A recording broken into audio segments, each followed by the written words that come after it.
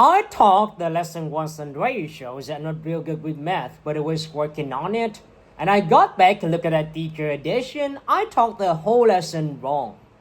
So I came back to class the next day and I said, look guys, I need you to apologize. I taught the whole lesson wrong. I'm so sorry. They said, it's okay, Mr. Pearson. You were so excited, we've just let you go. I have had classes that were so low, so academically deficient that I cried. I wondered, how am I going to take this group in 9 months from where they are and where they need to be? And it was difficult, it was actually hard. How do I raise his self-esteem over challenge his academic achievement at the same time? One year, I came up with a bright idea. I told all my students, you were chosen to be in my class. Because I'm the best teacher and you are the best students, they put the stars together so we could show everybody else how to do it. One of the students said, really?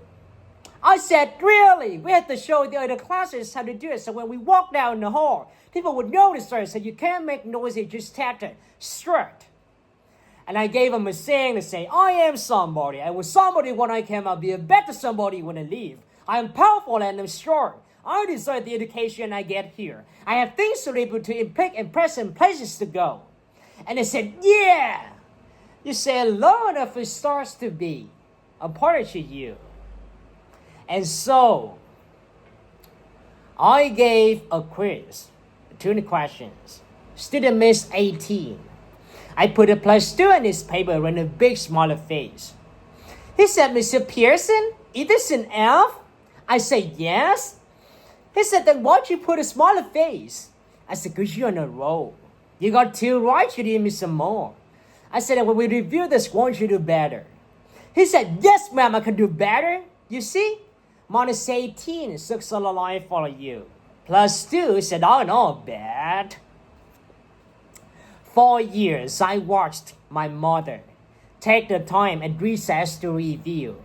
Go on home, visit in the afternoon. Buy cones and pretzels and peanut butter and crackers and put in a desk drawer for kids there. Needed to eat this or washcloth themselves for the kids, didn't smell so good. This is hard, this is stink. And kids can be cruel. And so she kept those things in her desking. Years later, after she retired, I watched them when those same kids come through and say to her, you know, Miss Walker, you made a difference in my life. You made it work for me. You made me feel like I was somebody.